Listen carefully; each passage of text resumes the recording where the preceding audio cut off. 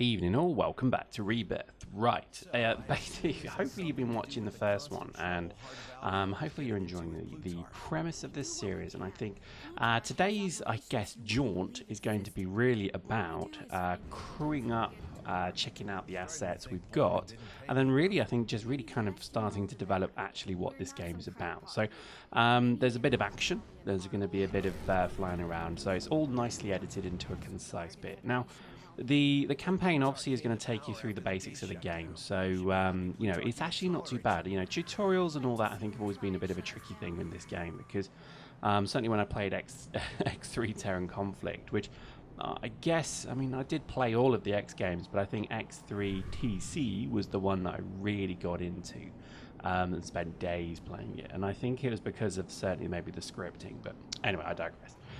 What actually this Rebirth is doing quite well is actually kind of walking you through the basics of the game. So, for example, we are now on our way to a freighter. The guy, the protagonist you portray, has a freighter basically hidden somewhere, God knows where. There's no crew in it, and it's pretty much just an ejected, you know, like floating off ship, and so naturally it's we're going to go and sort it out and get it ready, because the beauty of this game, again, if you, I know I keep saying this, but it's certainly the ability to have multiple ships that you can control. Now, it's funny really, because the AI in this game is really good, and I think you kind of forget sometimes that it is AI, because you could set a trader or a battleship captain to defend you, and then they will just defend you, and it's quite nice. I don't know, I think it's quite reassuring to a point. But here we go. So what we're doing is we're making our merry way to where this freighter is kind of, I guess, just left. Now, naturally, it's going to incur some kind of issues, but we're playing the mini game. Now, I don't know if you saw that. I love this part of the game when you're kind of surfing the super highways. Then you have to obviously stop. So what you do is you just eject from the highway by, you know, like literally flying the ship out the side. And I love the way it fires you out.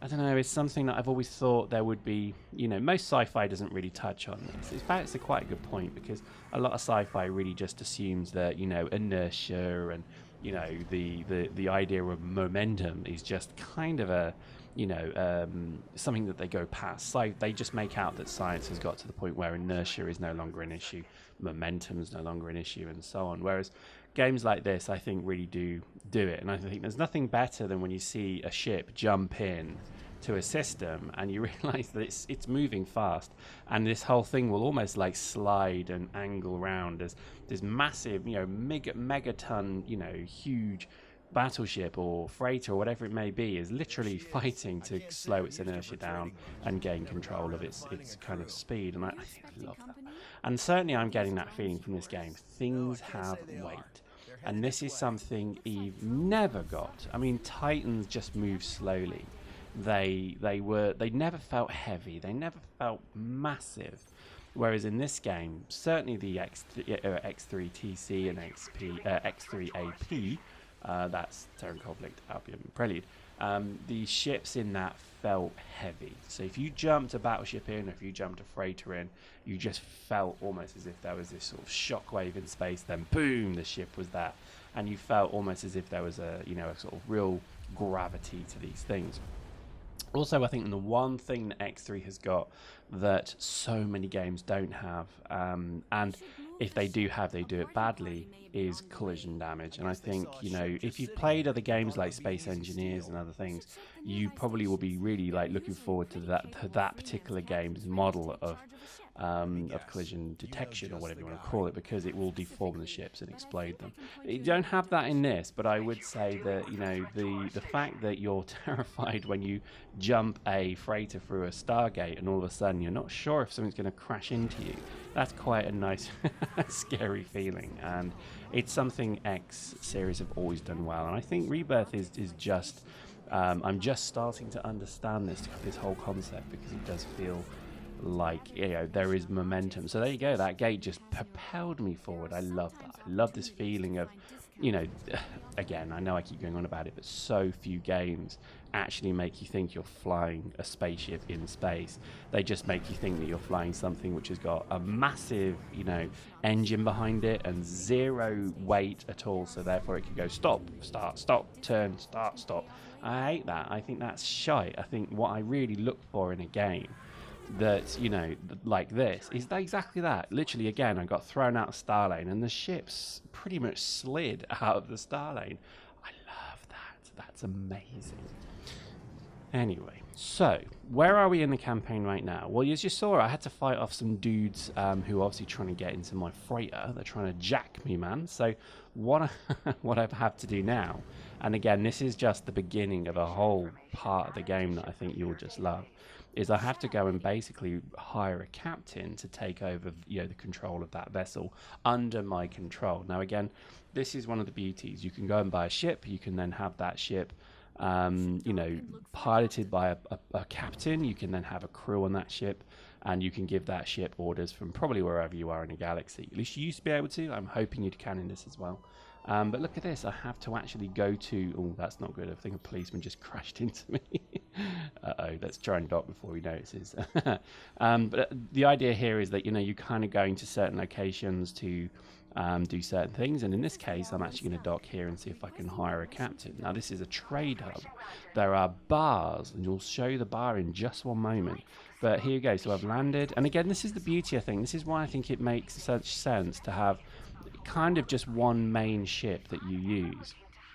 Now, I don't know if you actually can get out of this onto other ships, but I know that you can just dock this on other ships, so therefore that's just as good.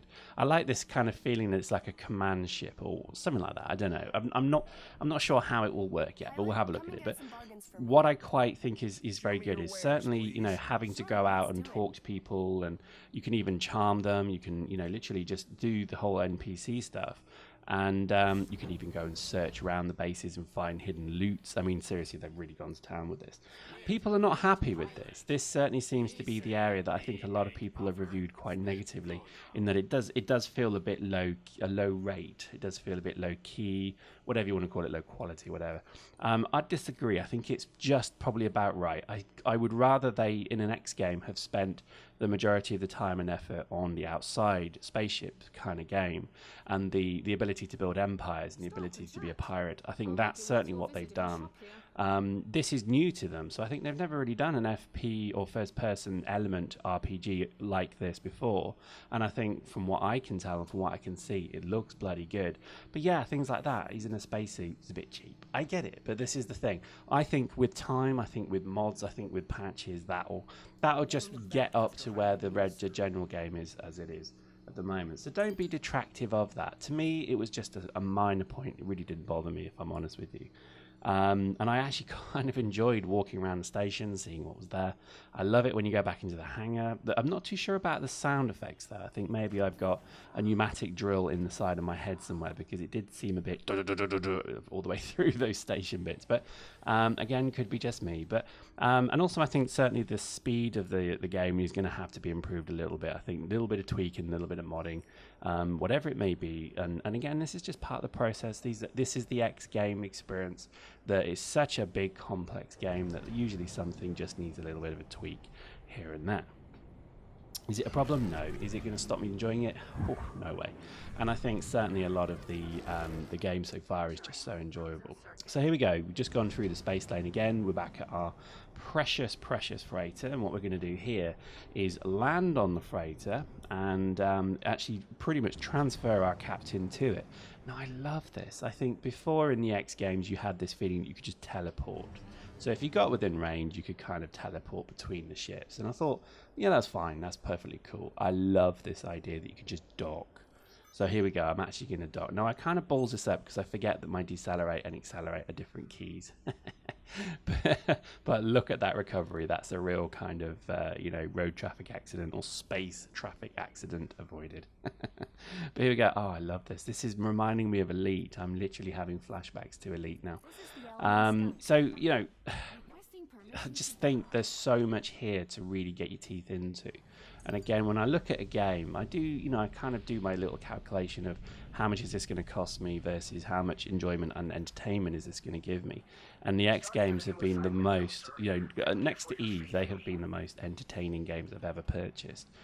With Eve just being a bit more because I guess it was just a bit more kind of meta-gamey because of the elements there. But I think this is certainly worthy of addition to your collection. So what we've done there, we've just dropped our captain off, and I've for some reason straddled my captain's chair, which is all a bit unusual. I think there's a bug there, but the captain is now actually he's in my squad, and I've said to him, follow me. So, okay, he'll follow me very slowly, and yes, I did just literally fly into the top of the hangar, but there we go. And lo and behold, we have enemies coming. But the beauty of this game is you can set up wingmen, you can set up entire fleets. And there is still so much more to show you because we haven't even shown you drones yet. That's probably going to come next video now. But what I show you here is missiles. Missiles are probably one of the good things of X that I think they've always done quite well. Now, lo and behold, this miracle engineer woman, whoever she is, has just managed to get my missiles working again. So here we go. Let's get our wonderful missiles. Now, the guns are a bit rubbish, to be honest with you. But again, this is where upgrading is quite important. But here we go. Look at this. The missiles can be, oh yeah, nice. They can be very powerful, and I think, you know, if you've never used these kind of dogfighting mechanics before, then I think don't worry. It's not essential to the game. You can literally just have a pretty heavy ship with turrets that are AI controlled. You can have wingmen that you just order to go fight. I'm not a big dogfighter myself, I must admit, but that's the way it is. Now, a lot of observations I think I draw from this game is this feels very much like Blade Runner. I think there's a lot of Blade Runner-esque sci-fi kind of going on here, and I think there is a lot of really good. I mean, look at that! Isn't that awful? Isn't that wonderful? I think the fan. That's a bar. Wouldn't you just go there for a drink? I mean, my God, that's brilliant.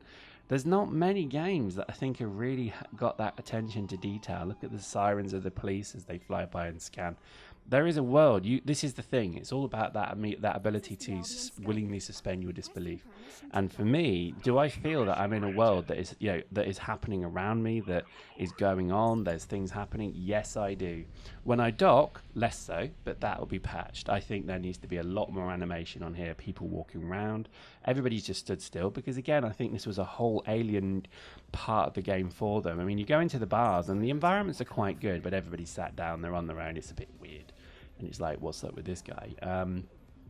So I think that maybe needs fixing. But again, I just can't wait. This is going to be something that I think will be, if you buy this game and if you play this game and if you enjoy this game, which I think you will, I think this will be a game that will be in your life for years to come. And I think X3 is a great example of that because it was probably released like 7-8 years ago, maybe.